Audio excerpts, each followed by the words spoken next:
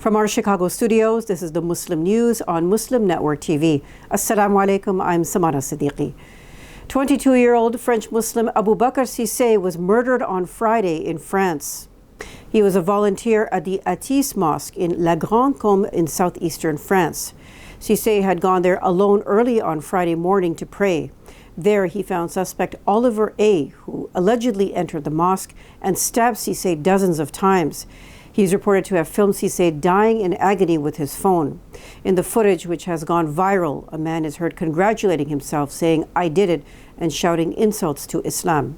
Cissé's body was discovered when worshippers began arriving later that day for prayers. Hundreds gathered at Republic Square in Paris on Sunday to denounce Islamophobia in the wake of his stabbing.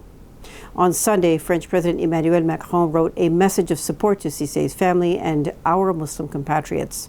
He said on X, "Racism and hatred based on religion will never have a place in France.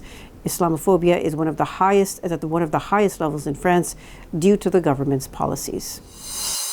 Israeli forces have killed at least 71 Palestinians in the past 24 hours, according to Gaza's health ministry. Another 153 people were wounded and rushed to hospitals. Relentless Israeli airstrikes continue to pound Gaza. France has urged Israel to stop the massacre in Gaza and called for Hamas's demilitarization and the revival of the Palestinian Authority as steps toward Palestinian statehood. Israel has killed at least 52,314 Palestinians and wounded 117,792 in its genocide in Gaza that began more than 18 months ago. Some experts say the figure is greater than 60,000, counting those under the rubble among the dead. The International Criminal Court issued arrest warrants last November for Israeli Prime Minister Benjamin Netanyahu and his former Defense Minister Yoav Gallant for war crimes and crimes against humanity in Gaza. Israel also faces a genocide case at the International Court of Justice for its actions in Gaza. House Democratic leader Hakeem Jeffries and Senator Cory Booker staged a sit-in protest on the steps of the U.S. Capitol on Sunday. They live-streamed the event, calling it an urgent conversation with the American people. The protest targeted the Republicans' proposed 2026 budget plan, which includes deep cuts to childcare, education, healthcare, housing, and food assistance programs. Jeffries and Booker warned the GOP budget would gut Medicaid and basic safety net services to give tax breaks to billionaires. They described the moment as a critical fight for America's seniors, families, and children. Democratic Senators Chris Coons, Angela Alsobrooks, and others joined them, along with labor leaders such as Randy Weingarten of the American Federation of Teachers. The sit-in stretched over 12 hours, drawing crowds of passers-by who listened and joined the discussion. Clashes broke out between Free-Palestine and pro-Israel groups in Brooklyn's Ocean Parkway on Sunday. The protest began outside a synagogue where far-right extremist Israeli politician Itamar Ben-Gvir was expected to speak. Ben-Gvir, an Israeli settler from the West Bank, has called for the expulsion of all Palestinians from Gaza. Sunday's event was canceled before it could start. Despite the cancellation, tensions flared between the opposing groups. The confrontation quickly turned physical, leading to several arrests. Witnesses say a limited police presence failed to control the situation. Bursts of disorder and tension continued as officers struggled to contain the crowd. 3 U.S. citizens aged 2, 4, and 7 were deported from Louisiana to Honduras early Friday, along with their mothers, according to the Washington Post. Lawyers say the families were detained in New Orleans, denied contact with relatives and attorneys, and flown out without warning. One child, a 4-year-old battling stage 4 cancer, was deported without medication or seeing a doctor, their lawyer said. An emergency petition to stop the deportation was filed Thursday, but could not prevent it before the court opened Friday morning. U.S. District Judge Terry Doty later called the deportation illegal and unconstitutional. The incident has intensified criticism of U.S. immigration enforcement practices under President Donald Trump's hardline policies. ICE and Florida authorities arrest nearly 800 in Crackdown. Details after the break, so stay tuned, and we'll be right back.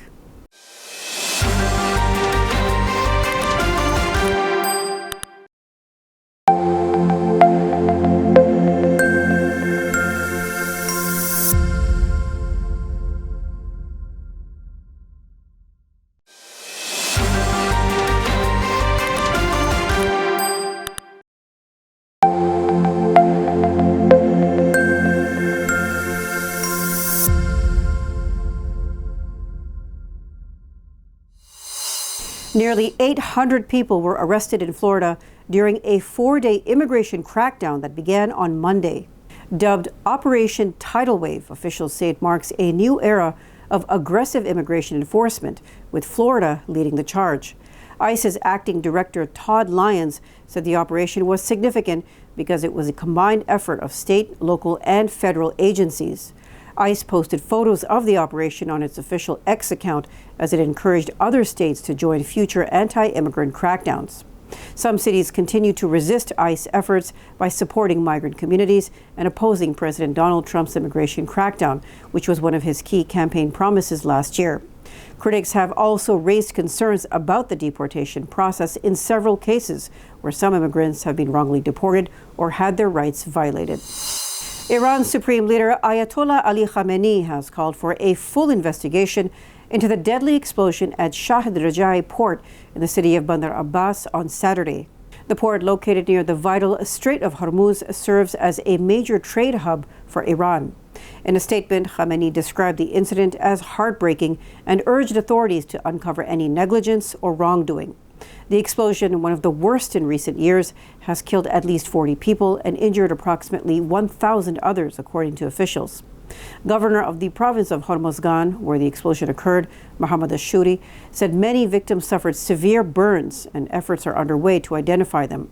Firefighters are still battling to fully control the blaze while rescue operations continue. A Bangladeshi court has requested Interpol to issue an arrest warrant for Saima Wazid Putul, daughter of former Prime Minister Sheikh Hasina, over corruption charges. Dhaka Senior Special Judge Muhammad Zakir Hussain directed authorities to begin extradition proceedings against Putul, who is also a regional director of the World Health Organization, or WHO. The move follows a corruption case involving luxury plot allocations in the capital Dhaka's Purbashal area. In April, arrest warrants were issued for Hasina, Putul, and 18 others. Additional family members, including Hasina's son and sister, are also named as fugitives.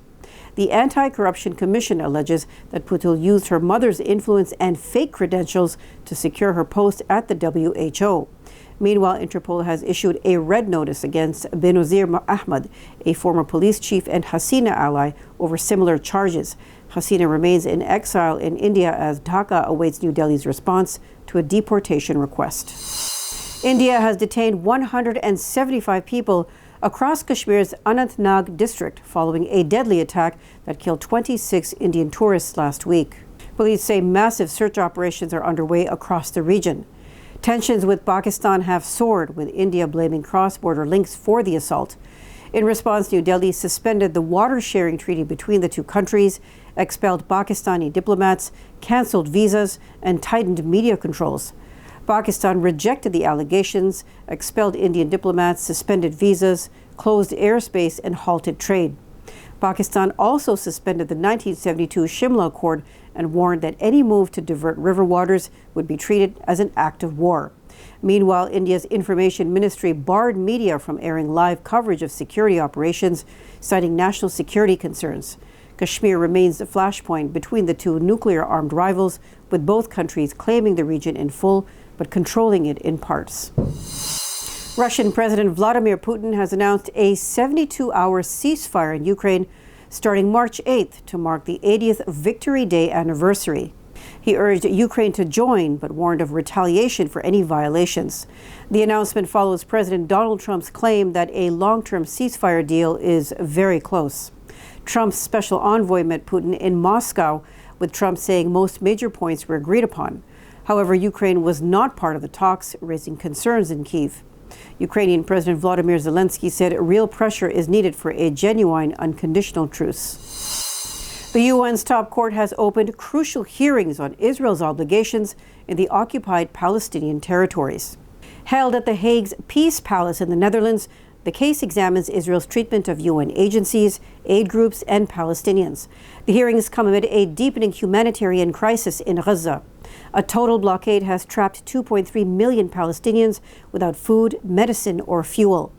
Palestinian envoy Ammar Hijaz accused Israel of weaponizing starvation to forcibly remove Palestinians.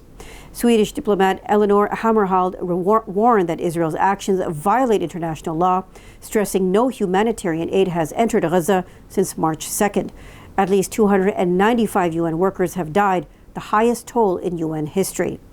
Ireland's lawyer Blini Rahli called Gaza a mass grave for Palestinians and those trying to help them. Israel rejected the hearings as politically motivated and will not directly participate. The International Court of Justice's advisory opinion, expected later this year, would not be binding. However, the case could have major political impact, increased calls for sanctions, and greater accountability for Israel's actions. That's all from our Chicago studios tonight. Thank you for watching Muslim News. We are a community channel dedicated to bringing you stories you can trust. Please like, share, and subscribe to our content. You can also comment to let us know what you think of our coverage. Please donate now by visiting muslimnetwork.tv/donate. For more content, keep watching Muslim Network TV. Salam.